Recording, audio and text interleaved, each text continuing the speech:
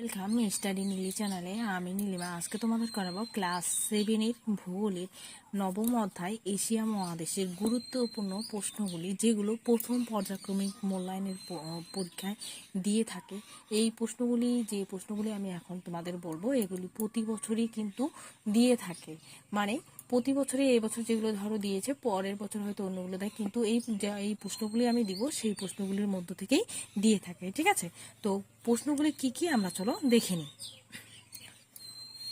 তো তোমাদের প্রশ্নের মধ্যে প্রশ্নের কাঠামো কিরকম থাকে? এমসিকিউ 6টায় থাকে, আর শর্ট কোশ্চেন থাকে 4টি, আর 2 মার্কসের বড় কোশ্চেন থাকে 2টো, আর 3 মার্কসের 2টো থাকে, আর 5 নম্বরের 2টো থাকে। টোটাল কিন্তু 30 নম্বরের প্রশ্ন হয়। আর এই প্রশ্ন উত্তর যেগুলো আমি এখন বলবো, এগুলো কিন্তু তোমাদের প্রতি বছরই কিন্তু দিয়ে থাকে। পৃথিবীর ছাদ কাকে বলে?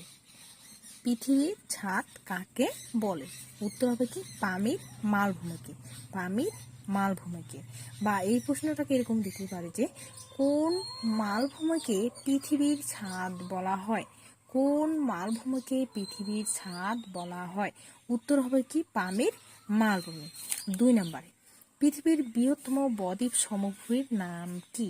পৃথিবীর বৃহত্তম বদ্বীপ সমভূমির নাম কি? উত্তর হবে কি? গঙ্গা ব্রহ্মপুত্র সমভূমি। গঙ্গা ব্রহ্মপুত্র সমভূমি। 3 নম্বর বলছে কি? পৃথিবীর বৃহত্তম বনভূমির নাম কি? পৃথিবীর বৃহত্তম বনভূমির নাম কি? তৈগা বনভূমি। পৃথিবীর বৃহত্তম বনভূমির নাম তৈগা বনভূমি, যেটা কোথায় অবস্থিত? রাশিয়ায়। এশিয়ার বৃহত্তম হ্রদের নাম কি? বা পৃথিবীর বৃহত্তম হ্রদের নাম কি? এরকম প্রশ্ন দিবে কি? এশিয়ার বৃহত্তম হ্রদের নাম কি? বা পৃথিবীর বৃহত্তম হ্রদের নাম কি? উত্তর হবে কি? এশিয়ার বৃহত্তম হ্রদের নাম কাস্পিয়ান সাগর, বা পৃথিবীর বৃহত্তম হ্রদের নাম কাস্পিয়ান সাগর। ইউরেশিয়া কাকে বলে? ইউরেশিয়া কাকে বলে? উত্তর কি হবে? এশিয়া ও ইউরোপ মহাদেশের মিলিত স্থানকে ইউরেশিয়া বলে। এশিয়া ও ইউরোপ মহাদেশের মিলিত স্থানকে ইউরেশিয়া বলে। বা এরকমও প্রশ্ন দিতে পারে যে, এশিয়া ও ইউরোপ মহাদেশকে মিলিত করেছে, মিলিত স্থানকে কি বলে? মিলিত স্থানকে কি বলে? মানে ড্যাশ দিয়ে দিল যে, এশিয়া ও ইউরোপ মহাদেশের মিলিত স্থান ড্যাশ বলে। উত্তর কি হবে? তবু ইউরেশিয়া। তারপরে টাইগ্রিস ও ইউফ্রেটিস নদীর মিলিত প্রবাহের নাম ড্যাশ। উত্তর কি হবে? টাইগ্রিস ও ইউফ্রেটিস নদীর মিলিত প্রবাহের নাম সাতেল আরব। বা এরকম প্রশ্ন দিতে পারে যে, সাতেল আরব কি? তখন তোমাকে লিখতে হবে যে, সাতেল আরব হলো টাইগ্রিস ও ইউফ্রেটিস নদীর মিলিত প্রবাহের নাম সাতেল আরব। কোন নদীকে স্বর্ণ রেণুর নদী বলা হয়? কোন নদীকে স্বর্ণ রেণুর নদী বলা হয়? উত্তর কি হবে? ইয়াংসি নদীকে স্বর্ণ রেণুর নদী বলা হয়। ইয়াংসি নদীকে স্বর্ণ রেণুর নদী বলা হয়। 8 নম্বরে, পিত নদী কাকে বলা হয়? পিত নদী কাকে বলা হয়? হোয়াংহো নদী হলুদ রঙের পলিযুক্ত জল বহন করে, তাই হোয়াংহো নদীকে পিত নদী বলা হয়। এবার এটাকে প্রশ্ন বলছে, পিত নদী কাকে বলা হয়? তুমি সংক্ষেপে এরকম লিখতে পারো যে, পিত নদী হোয়াংহো নদীকে বলা হয়।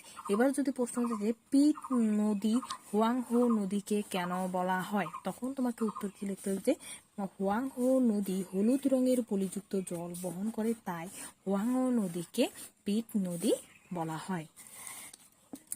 প্রতি 1000 মিটার বা 1 কিমি উচ্চতায় কত ডিগ্রি তাপমাত্রা কমে? প্রতি 1000 মিটার বা 1 কিমি উচ্চতায় কত ডিগ্রি করে তাপমাত্রা কমে?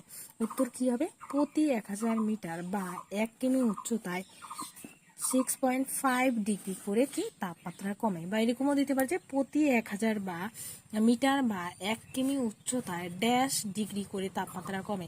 তখন ড্যাশের জায়গায় কি লিখবে? 6.5 ডিগ্রি। পৃথিবীর সর্বাধিক জনবহুল মহাদেশ কোনটি? পৃথিবীর সর্বাধিক জনবহুল মহাদেশ কোনটি? উত্তর হবে কি? এশিয়া মহাদেশ। পৃথিবীর সর্বাধিক জনবহুল মহাদেশ এশিয়া মহাদেশ। বা এরকম প্রশ্ন দিতে পারে যে, আমরা কোন মহাদেশে বাস করি? আমরা কোন মহাদেশে বাস করি? তার উত্তর কি হবে? এশিয়া মহাদেশে বাস করি। পৃথিবীর বৃহত্তম মহাদেশের নাম কি? পৃথিবীর বৃহত্তম মহাদেশের নাম কি? উত্তর কি হবে? পৃথিবীর বৃহত্তম মহাদেশের নাম এশিয়া মহাদেশ। পৃথিবীর বৃহত্তম মহাদেশের নাম এশিয়া মহাদেশ। এশিয়া ও আফ্রিকাকে আলাদা করেছে ড্যাশ সাগর ও ড্যাশ খাল। তাহলে উত্তর কি হবে? এশিয়া ও আফ্রিকাকে আলাদা করেছে লোহিত সাগর ও সুয়েজ খাল। কোন উপত্যকাকে চীন সভ্যতার আঁতুড়ঘর বলা হয়? কোন উপত্যকাকে চীন সভ্যতার আঁতুড়ঘর বলা হয়? উত্তর কি হবে? হোয়াংহো নদী উপত্যকাকে চীন সভ্যতার আঁতুড়ঘর বলা হয়।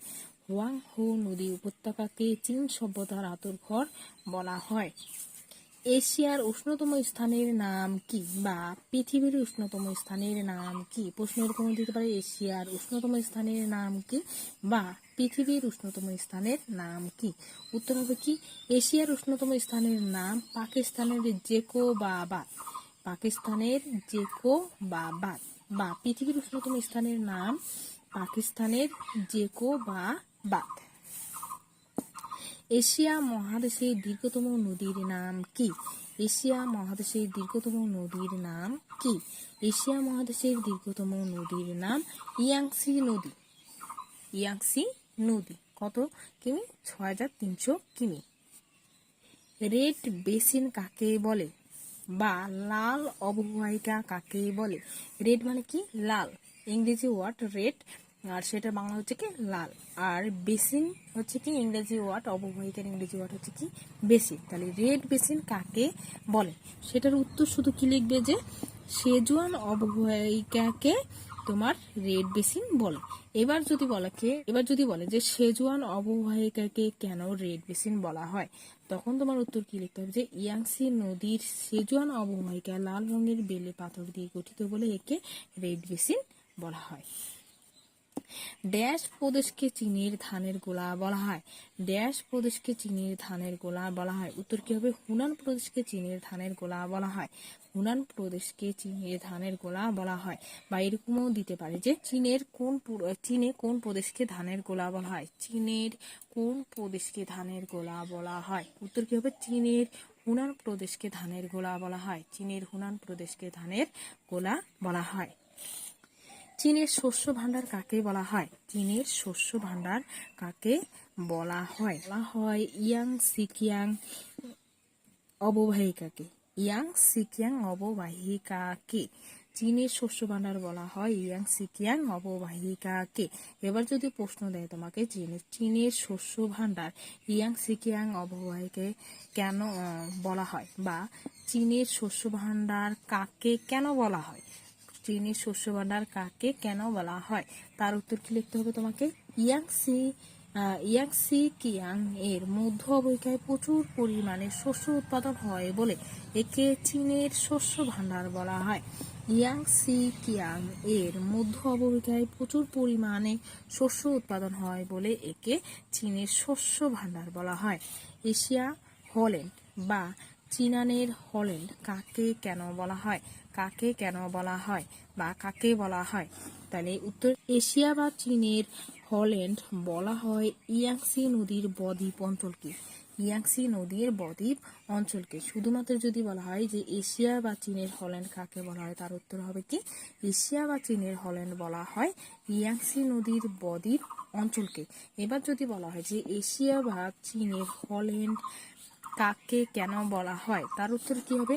ইউরোপ মহাদেশের হল্যান্ডের মতো ইয়াংসি নদীর বদ্বীপ অঞ্চলটিতে বহু জলাভূমি, খাল ও সমুদ্র থেকে উদ্ধার করা জমি বা পোল্যান্ড ভূমি দেখা যায় বলে এই অঞ্চলকে এশিয়ার হল্যান্ড বা চীনের হল্যান্ড বলা হয়।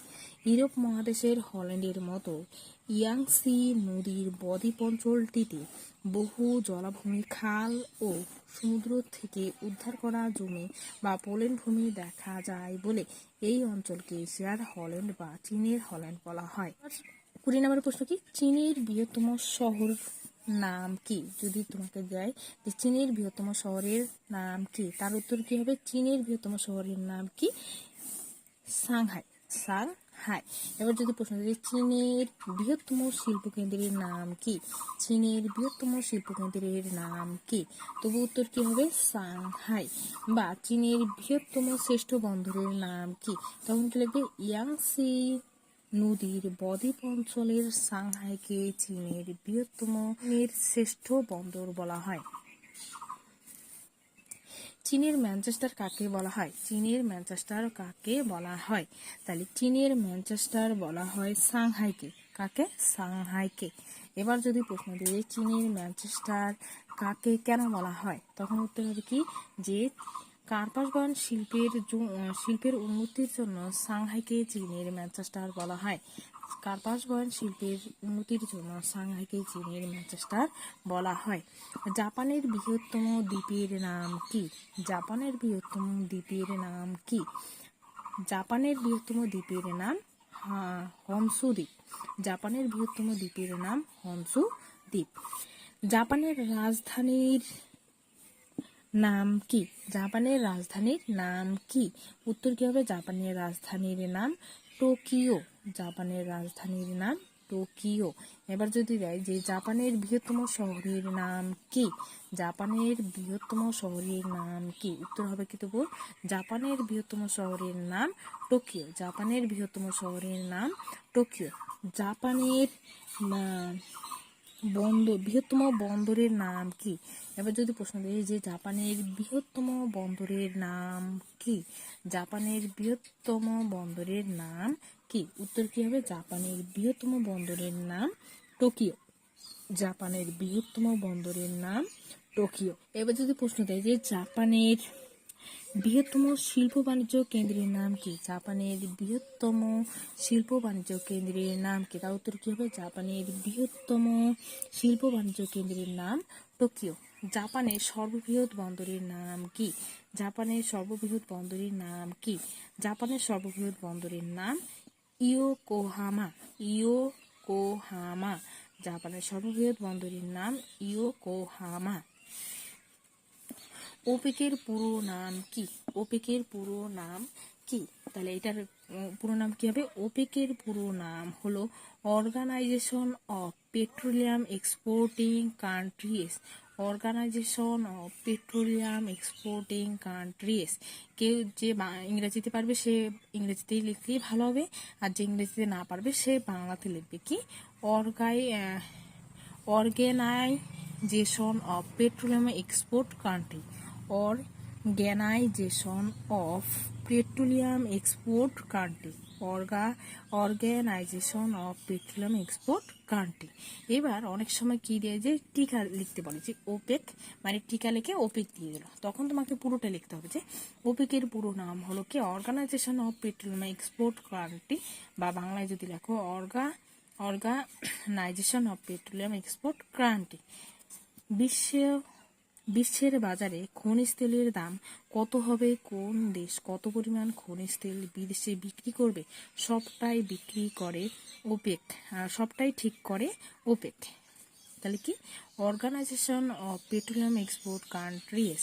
Organisation of petroleum export country.